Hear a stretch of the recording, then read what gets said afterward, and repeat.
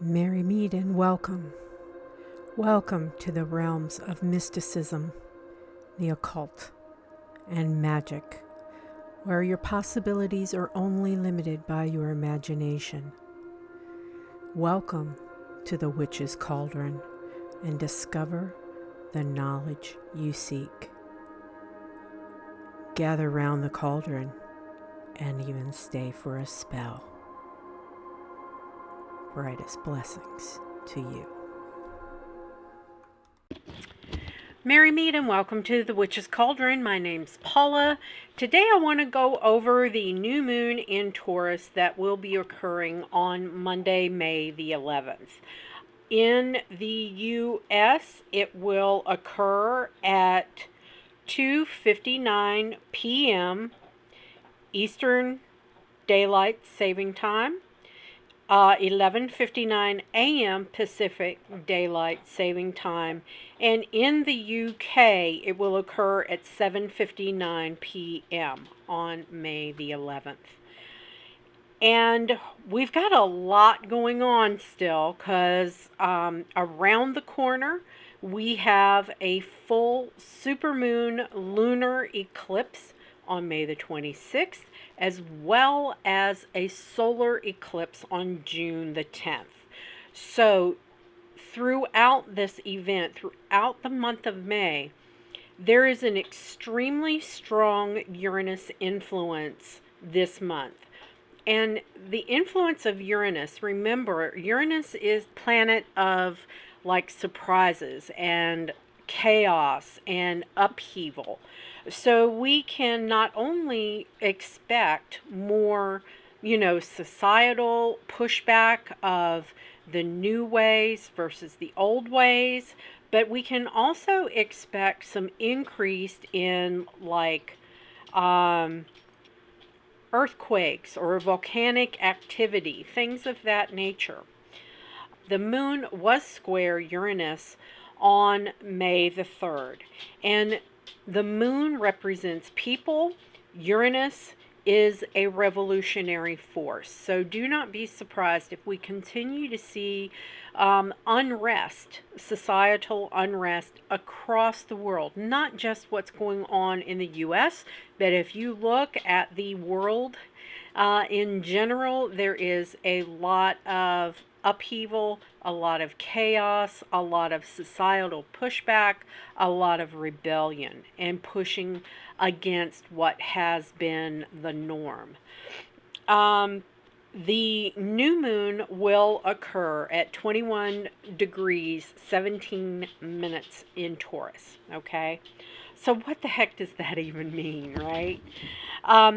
New moons, that is about new beginnings, planting the seeds of things that you want to manifest, okay? And it's your magic. If you are a magical practitioner, your magic will be even more effective if you take a look at your birth chart.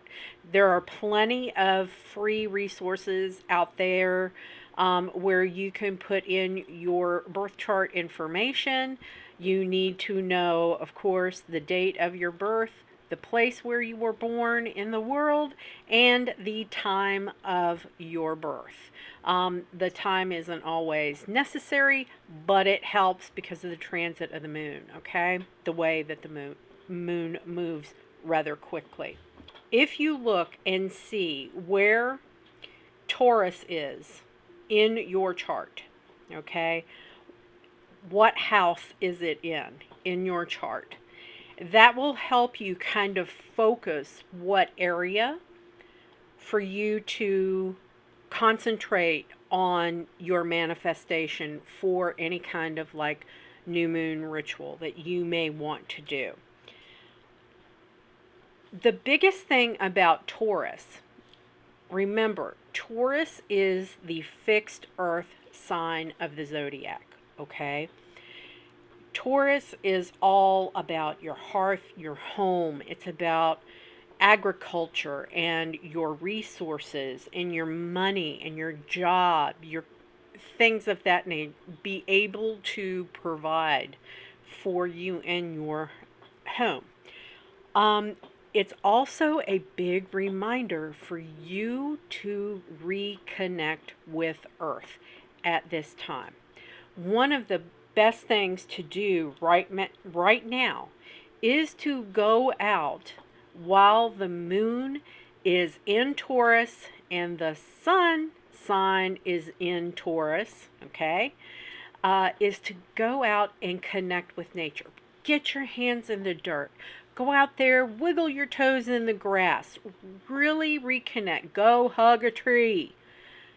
Anything you can do to reconnect with that earth energy, because it's going to be very important. And remember to ground to earth. In other words, things are going to be a little chaotic over the next few days and in the next several weeks to come. Tapping into earth energy to ground you, to keep you in touch, to keep your emotions in check, to help you deal with everything that's going on around you. This may be a great time to just go out and have some time in nature without any like specific manifestation. If you don't want to do a new moon ritual, just go sit outside and commune with nature. Listen to the birds. Listen to the insects buzzing around you. Listen to the little animals scurrying around in the underbrush. Watch the squirrels play. But connect with Earth, okay?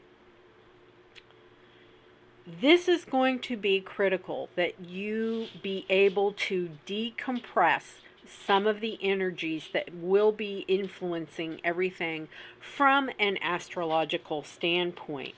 It's going to be important for you to be able to find that inner calm, that inner stillness, and be able to ground the like chaotic thought, chaotic emotions down to earth, okay? There is Taurus is the sign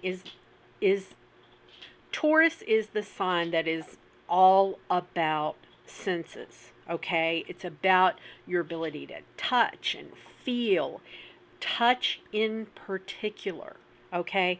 And if you think about the past year and a half, we've been limited in our abilities to touch, okay? You know, you're doing the old elbow bump. You're doing the old elbow bump instead of shaking somebody's hand. You're not, giving your friends kisses on the cheek when you see them. You may have gone months without being able to see even your closest family. And we've all been craving that interaction and that human touch that the pandemic has really kind of, put us in our little bubbles, so to speak.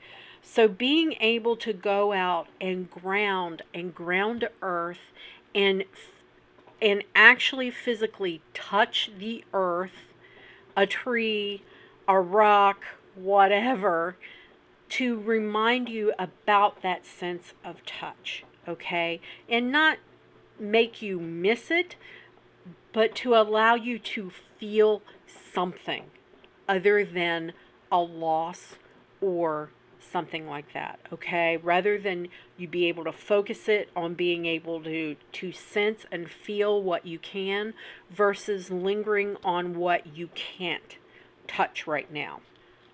During this period of time, 5 of the planets will be in fixed signs. Okay, we have Saturn and Jupiter in Aquarius.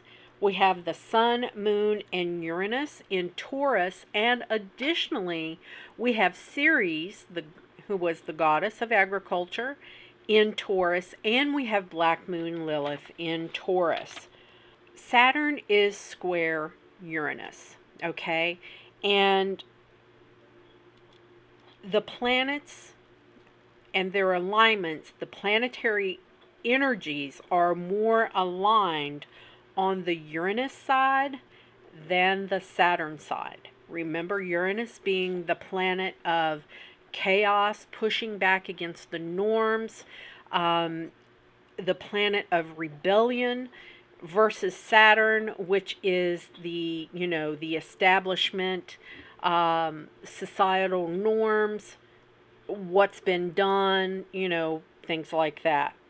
That increase in influence of those planets on the side of Uranus can heighten the influence of Uranus in the way of increased seismic activity, having jumpy or skittish kind of energy, or having eruptive energy, okay? And this is going to be especially true through 2026, okay? Uranus will be in Taurus until then.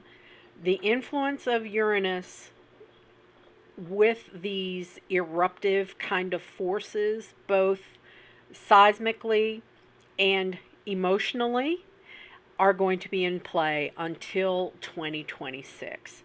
So that can also mean like truths being revealed, truth coming out, an increase in rebellious energies, an increase in protests.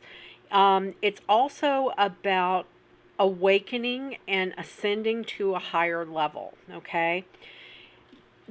Taurus also has an influence with money, correct?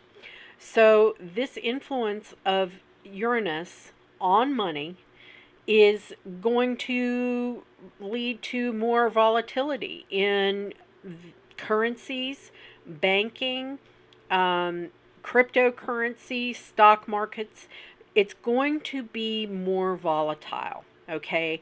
There's going to be a whole lot of ups and downs, even with things like real estate prices, things like that. They can soar really high and then come crashing down. We still need to think about the disruption to food supply and agriculture. This will be more subtle through 2021, but can really come into play like in January 2022 when the North Node moves into Taurus for a period of 18 months. So I've warned it in my last couple of videos. This can also be a time for you to do things like maybe, have your garden in the ground by now, or, get things out by plants that have already been started and plant your garden, get them started and going. And then try and put aside, either freeze, can, preserve, some way, the fruits of what you pick and put them aside. Buy some shelf-stable foods if you can find them. They're already predicting shortages of rice and certain types of flour. There is a shortage of aluminum cans. There is a shortage of glass mason jars for you to do your home canning. So, be mindful of things like that, because I do think that there will be some shortages, especially next year in 2022. So if you can, kind of stock up now when you find stuff. There's also, a big issue with sea containers not getting back to the countries of origin. So there's a shortage of sea containers because it's too expensive to take them back. It's just easier to abandon them for the shipping companies and not take them back where they got them from. So keep all of that in mind. Uranus is at the midpoint between Ceres, the goddess of agriculture, and the new moon in Taurus. So this is the beginning of, and can be a portent of, extreme Earth events from now through the end of 2022. Just prepare. I also mentioned Black Moon Lilith. Now, Black Moon Lilith is a primordial energy, okay? She will be conjunct Sun and Moon, and she is raw, wild, primitive energy. She is all about the natural and the natural law, Black Moon Lilith can go into a rage when natural law is ignored or transgressed. Okay? She only respects natural law. She does not even consider the laws of man. She does not care about society. She is about natural law. This positioning with Black Moon Lilith is going to add to the rebellious nature and kind of amp things up a little bit. This period of time can also make you feel like you are in a void, like you're in the in-between, okay? You know something is off. You don't quite know what it is. You can't put your finger on it, but something is off kilter. Something is off balance. That's why you need to remember to keep that calm, grounded center with Taurus, and ground and center. Try to connect with nature during this period of time. You have to remember that during this period of time and the conjunct of Jupiter and Saturn, okay, Jupiter brought forth all of these really amazing technologies. In its transit, it came screaming into Aquarius, okay? Saturn, on the other side, brought with it the consequences. So you may want to kind of, like, for instance, social media. Things happen on social media with doxing, etc., etc. And the laws were not keeping pace with the advancements in technology, okay? Saturn is that force that is playing the catch up right now with that. And now we start seeing laws going in place from these rapidly developing technologies and the consequences. This can also be inferred sometimes with the rapid development of vaccines and pushing them through to get them out to develop some sort of herd immunity and get ahead of the curve of COVID. And then you hear about some of the side effects that were not anticipated, okay, because that technology was going so quickly. Then things come back, and here are some of the consequences. It's the few, the detriment of the few for the benefit of many, okay? I'm not saying vax pro or vax nay. I'm just making that allegory to what's going on in the world right now with the advancements, the rapid advancements of technology, and then Saturn bringing the consequences back on the back end. Okay, the new moon, the sun and moon are trine Pluto in Capricorn, okay? Pluto is a very transformative power, okay? And it will increase the truth coming out, that rebellious energy, that revelations coming out. It will be at 13 degrees of Aquarius all month. And Saturn is preparing for retrograde on the 23rd. So if you have a lot of any of the fixed signs, that is Taurus, Leo, Scorpio, and Aquarius. If you have those signs in your chart or are your sun sign, you're going to feel like there's an increased level of responsibility on you, more being expected out of you, maybe by an authority figure like your boss at work, something like that. It can also mean that there's more bureaucratic BS being thrown at you to get through something you have to deal with. And it's reminding you that you need to have patience, okay?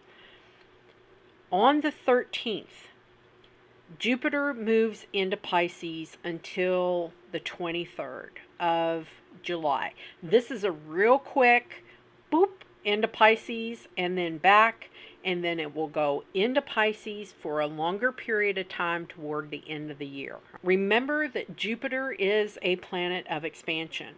With it on the negative side, Jupiter can bring confusion, feeling emotionally overwhelmed.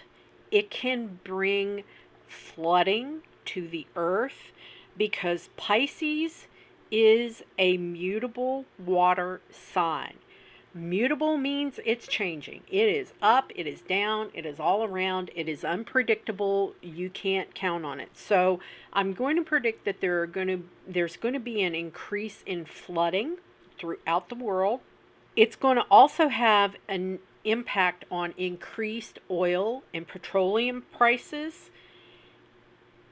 And remember that this is changeable, unbound water energy. So that can be a big change to your emotions on the positive side, okay?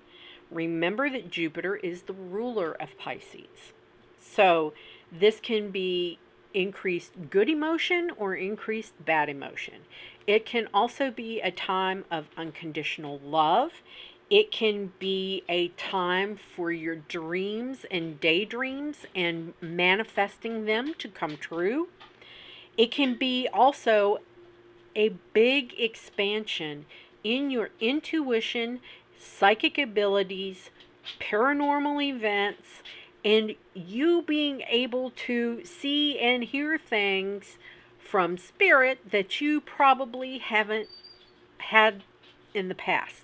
So if you see or feel an increase through dreams of, people you love that have passed on coming to you in dreams, noticing kind of things happening on the weird side, an increase in paranormal activity.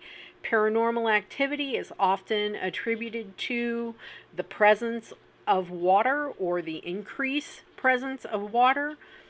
Having that water influence on paranormal activity can increase the activity for spirit. So don't be surprised if great grandma comes to visit, okay?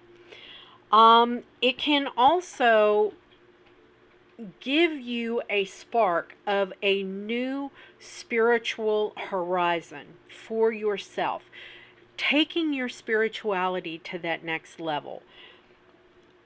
Not just for yourself, but an increased interest in spirituality in general throughout the world, okay?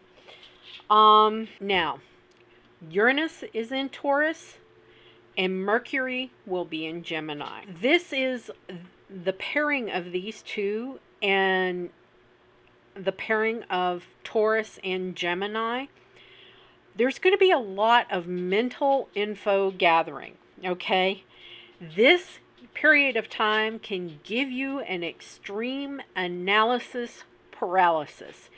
It can also be a time where you're going to have a hard time shutting the switch off and getting to sleep, okay? So remember, to help deal with that kind of influence and that energy, do your grounding and centering before you go to bed. Be sure to ground any excess energy, any frustrations, anything like that. Ground it before you go to bed. Use Taurus. Use that influence, okay, of grounding and reconnecting with that earth energy to help you kind of put a damper on that kind of excess mental energy or excess mental activity. It will also behoove you to take a media break. I cannot tell you the last time that I watched a mainstream media broadcast. It's been over a year. A lot of times I will unplug from social media. I will put my account on lock. I will, check my YouTube comments like once every couple of days or so because I need to just switch off. And I really recommend all of us do that.